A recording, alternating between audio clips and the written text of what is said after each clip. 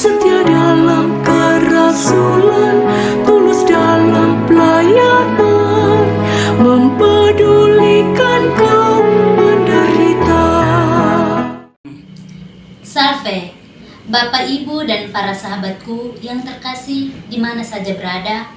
Kembali lagi dengan kami di Renungan Light Spirit SNGM, edisi Minggu 3 Maret 2024. Renungan kali ini diambil dari bacaan Injil Yohanes bab 2 ayat 13 sampai dengan 15 yang dibawakan oleh Suster Maria Brigida, PRR, dan renungan dibawakan oleh Suster Maria Gefrida, PRR, dengan tema Tubuhmu adalah Bait Allah. Mari kita mempersiapkan hati untuk mendengarkan bersama.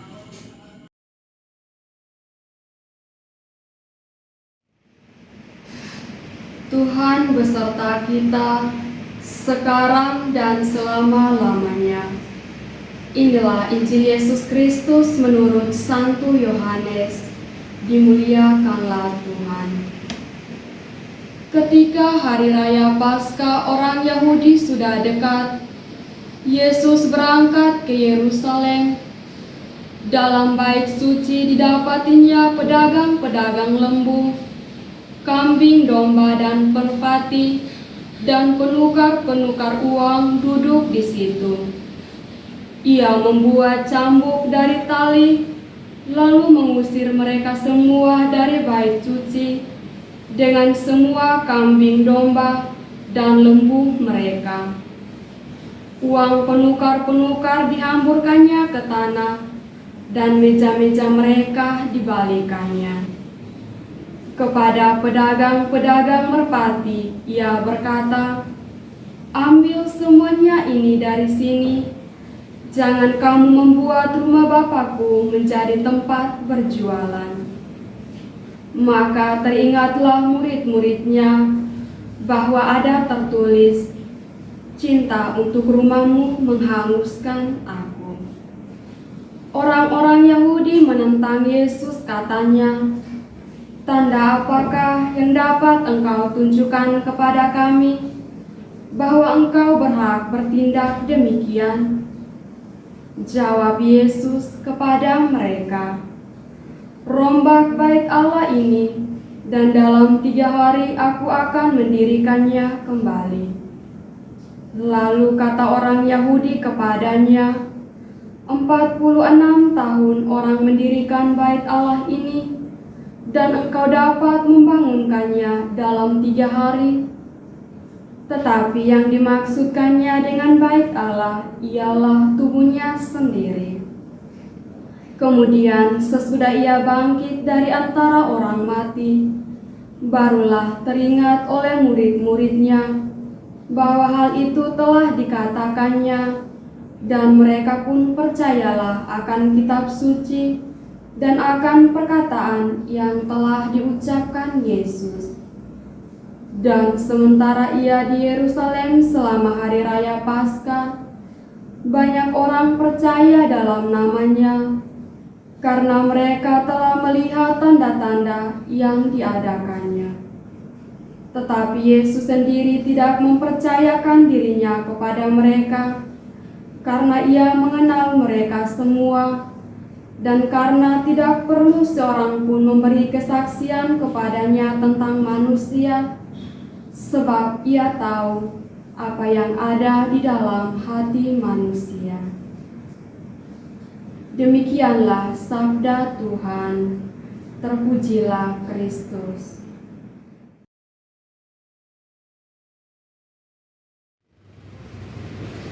Bapak, Ibu, saudara-saudari yang terkasih dalam Kristus Yesus. Hari ini kita merayakan hari Minggu Prapaskah ketiga. Hari ke-19 kita menjalani puasa dan Paskah.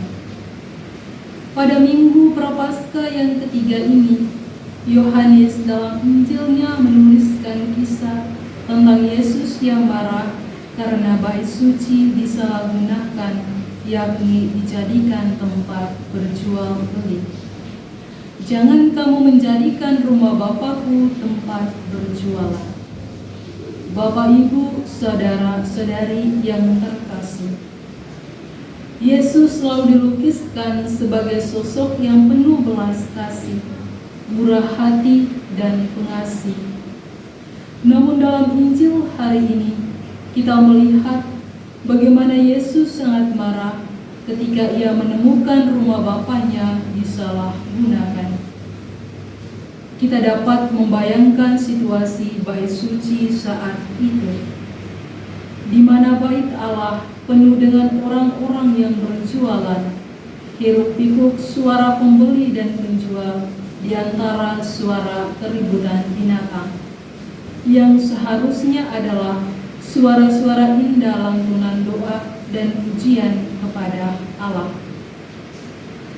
Dan walaupun tidak dilukiskan dalam Injil, namun pasti saat itu ada bau-bau dari kotoran-kotoran binatang, dan siapapun akan marah dengan situasi ini. Yesus pun demikian.